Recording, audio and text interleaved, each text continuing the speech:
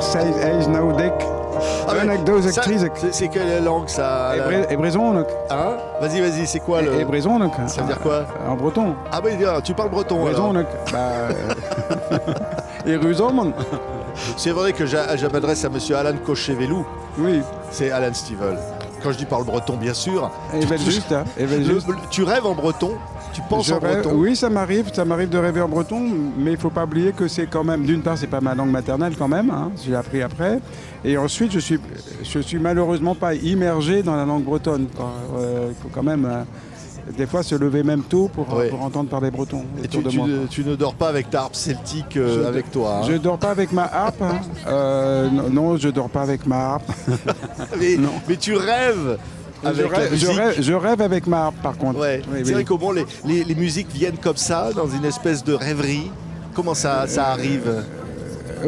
C'est-à-dire que je pense que d'autres artistes, d'autres compositeurs, d'autres auteurs disent la même chose que moi. En fait, il y a quelque chose qui arrive d'une sorte d'univers un peu sans limite, sans infini, et il y a quelque chose qui arrive de cet univers, des sortes d'évidences en fait qui vont arriver jusqu'à nous, et puis on va simplement les retransmettre.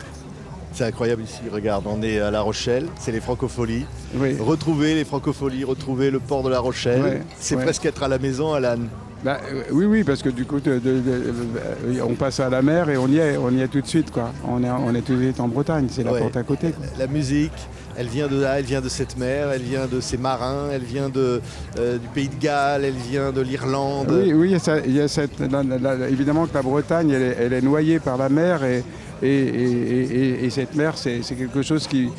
Là, je parlais un peu d'infini. C'est aussi l'infini. C'est-à-dire qu'il y a cette mer proche, en fait, c'est d'abord cette mer qui va les côtes atlantiques, les pays celtiques, l'archipel celtique, anglo-celtique. Et puis, finalement, on va de loin en loin. On va aller en Amérique, on va dans le reste du monde. Et le fait d'être justement sur cette côte-là, en fait que, particulièrement en Bretagne, parce qu'on a gardé des racines vraiment très, très anciennes, on se retrouve en fait avec le reste du monde, et en fait ça va même plus loin, puisque finalement la mer, encore plus pour un musicien, ça évoque l'infini, ça va vers l'infini, Oui, mais c'est vrai qu'en plus, c'est cosmique. Mais en plus, la musique, cosmique, elle évoque l'infini. La musique d'Alan Stivell, c'est...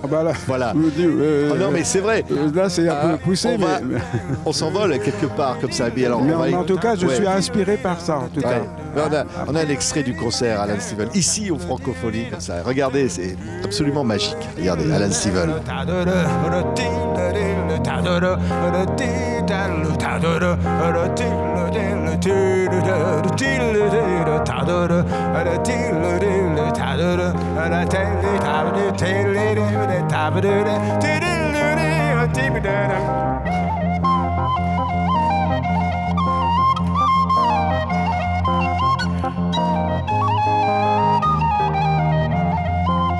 Vous voyez ces images, Alan, le public depuis tant d'années comme ça qui arrive et qui communie en quelque sorte. C'est ça un concert au fond.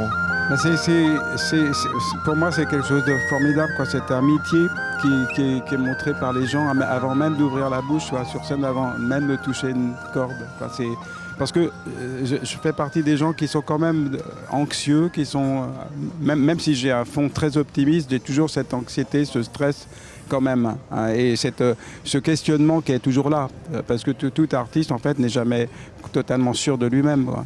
Donc il y a besoin d'avoir un public qui va tout de suite le rassurer pour en fin de compte après aller le plus loin possible par rapport à mon potentiel qui n'est pas infini, lui. Oui, quand même, parce que pas infini, mais quand même, tout ce que tu arrives à faire avec les instruments. Alors évidemment, il n'y a pas que l'harpe, il y a la flûte, il y a tous les instruments, mais la harpe, quand même, elle devient presque guitare électrique à certains moments. Elle se transforme, ça apporte des sonorités dingues. J'ai toujours été... j'ai d'abord commencé par être jaloux des guitaristes. J'ai dit, pourquoi les harpistes n'ont pas le droit à des harpes électriques? Donc c'est là que j'ai commencé à dessiner des harpes électriques. Quand le rock'n'roll est arrivé, on remonte carrément à la fin des années 50. Et donc, quelques années après, j'ai pu faire différents prototypes. Par exemple, hier, c'était mon tout dernier prototype, que j'arrive à trouver quelqu'un qui veuille bien faire ce petit bout de construire une harpe de mes rêves, mais qui sont des harpes, un peu des harpes du futur. C'est complètement inédit. Et cette notion, la deuxième notion, c'est d'avoir un instrument où il y a tout. C'est-à-dire qu'il y a à la fois la guitare classique, c'est une harpe, mais il y a la harpe bien sûr, mais il y a, en gros, il y a la guitare classique, la basse électrique, la guitare électrique, tout ça, dans un même instrument. Oui, mais je dis avec une modernité, on a l'impression d'entendre les musiques des synthétiseurs, ça devient des sons d'aujourd'hui. C'est pas du tout quelque chose traditionnel. Du coup, j'aime bien tout et son contraire. Ouais. Hein. C'est-à-dire que j'adore aussi des sons cristallins très très purs. Et en fait, ce type d'instrument avec des piezo à chaque corde, ce son qui part à la source du son, permet aussi d'avoir une amplification qui finalement peut être peut-être plus respectueuse d'un son naturel qu'une harpe acoustique qui sera pas forcément amplifiée comme on peut, quoi. Et du coup, je peux arriver à avoir un son qui soit vraiment très très pur, très beau. Ce qui n'empêche pas de le détruire, entre guillemets, enfin de faire tout avec. Oui, c'est une grande liberté. On a encore quelques images du concert d'Alan Stivell ici au Francophonie de La Rochelle.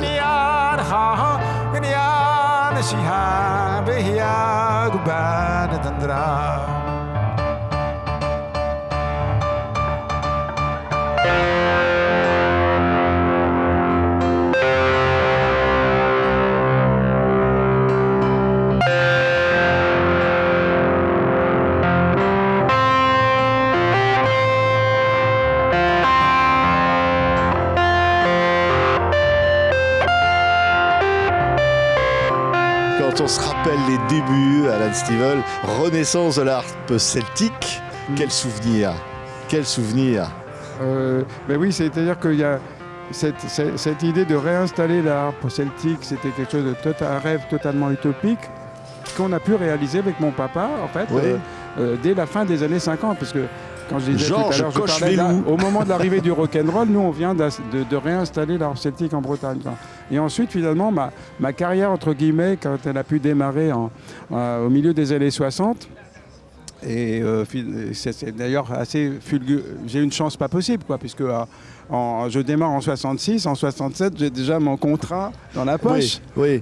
C'est qui avait signé le contrat? C'est Philips, le futur Universal. Donc, j'ai entendu parler sur scène d'un monsieur qui s'appelait Gérard Davoust, qui était chez Philips, le premier qui dit OK, on y va. Qui me dit à ma grande surprise, vous avez carte blanche, parce que vous savez, dans l'après 68, on pouvait avoir des a priori sur le show business, quoi. On peut avoir des idées parfois un peu caricaturales.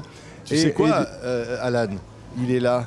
Ah, voilà. Il est à côté, alors on va pas quand même se priver de lui demander de venir nous rejoindre, parce que celui qui t'a signé le premier contrat chez Philips, c'est Gérard Davoust, président d'honneur de la SACEM, qui vient nous rejoindre et qui est vraiment l'homme sans qui rien ne serait arrivé de tout ça. Gérard Davoust, voilà. Gérard. Sans son talent, rien ne serait arrivé, parce que c'est ça surtout, et c'est ce qui est essentiel. Voilà. Gérard va s'asseoir à côté d'Alan quand même. C'est vrai ce qu'il racontait il y a quelques instants, Gérard Davoust, que quand il arrive chez Philips, qu'est-ce qui se passe avec Gérard, Alan?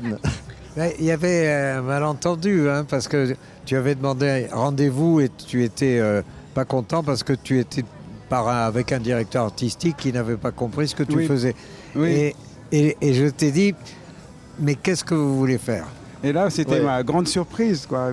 C'est justement, du coup, tu m'as donné carte blanche, quoi. Je t'ai donné carte blanche parce que ce que tu avais dit et qui avait été long et passionnant, c'était ce que tu voulais faire en disant, moi, c'est la musique celtique. Mm-hmm. Et ce que tu en disais m'avait ravi, et je t'avais dit, si vous la faites aussi bien que vous en parlez, ça va aller très bien. C'est vrai, on doit tout à quelqu'un comme Gérard. C'est-à-dire que lui il est le seul à y croire, parce qu'alors à ce moment-là, qui pouvait penser que Alan Stivell pouvait avoir un succès commercial? Le directeur commercial de l'époque, le patron des représentants, m'a téléphoné quand le disque est arrivé, prêt à la vente, en me disant, mais vous savez que je suis breton, c'est toute mon enfance, ça, mais ça n'intéresse personne, c'est démodé, à qui je vais vendre ça? Non, c'est vrai qu'il y a quand même un côté, tu as une grande maison de disques, et à qui on va dire, mais alors on essaie de s'adresser quand même à un grand public, souvent. Et oui, mais alors ils chantent dans quelle langue surtout? En breton. Il y a combien de personnes qui parlent breton? Même à l'époque, ça restait quand même bien minoritaire, quoi. Donc du coup, quand on parle des fois on parle de maisons de disques qui ont un esprit commercial où il n'y a que le commerce, il n'y a pas d'artistique, etc. Là, on a vraiment ça contredit totalement ça, parce que le finalement, contraire de ce que fait Gérard. faire le pari, qui a parié sur le groupe Magma, qui a parié sur Mort Schumann quand personne n'en voulait. J'avais l'habitude de dire, quand les gens me disaient il faut que ça soit commercial, je disais mais Brassens c'est commercial puisque ça se vend. Voilà, c'est une bonne réponse. Hein. Non, mais ce qui est vraiment fou, c'est parce que qu'est-ce que ça a cartonné. Alan est devenu un phénomène de société. Ça a été formidable. Ça a engrangé toute une vague de chansons, de chanteurs comme ça. Et ça a aidé la langue régionale qu'on voulait développer d'ailleurs. Et ça a eu un effet à tous les plans. Le meilleur, c'est d'écouter un disque qu'on aime. Ouais. C'est le cas avec Alan. C'est fou parce qu'après, quand on entend la voix d'Alan, quand on entend cette harpe, quand on entend tout ça, on dit là, on tient quelque chose qui va séduire tout le monde, Gérard. Oh oui. Et il a une voix très particulière qu'on ne rencontre pas souvent. Et sa musique, c'est pas celle de tout le monde. Certes, c'est de la musique celtique telle qu'il m'avait dit qu'il l'aimait, mais il y a une patte Alan qui est à lui, et juste des instruments sont celtiques, mais lui, je dirais, il mérite d'avoir un nom à sa musique. Ouais, magnifique. Alors voilà. Mais vraiment, merci. Encore merci, je te le renouvelle. Et il a aussi une qualité, il sait dire que sur scène, combien il doit, parce que j'ai vu sur scène, Alan n'oublie pas de citer Gérard Davoust, qu'on a beaucoup de plaisir à saluer aussi pour ce qu'il est, ce qu'il a fait pour la musique. Oui, mais je l'ai fait parce que j'avais la chance de rencontrer des gens comme ça. Il m'a parlé de sa musique celtique pendant une bonne heure et c'était passionnant. Donc à partir de là, j'avais une forme de hargne que j'ai toujours d'ailleurs, parce que finalement je me défendais pas moi-même, je défendais une forme de patrimoine, et que mais moi, étant passionné par ça, je pouvais pas supporter l'idée que ça pouvait disparaître. En fait, je voulais le communiquer à mes arrière-petits-enfants. Et qui penserait... réussi. Ouais. On va se quitter avec un tube. Qui penserait que voilà, de cette musique, de cette folie, de cette passion pouvait sortir un tube, Trimartolone, qui est un tube immense, évidemment, qui a fait chanter la France entière et au-delà. Et on retrouve Alan Stivell sur scène ici au Francophonie. Merci Gérard Davoust. Belle participation. Merci ici. à Alan et merci à toi. Et Alan Stivell. Merci Gérard. Voilà. Trimartolone.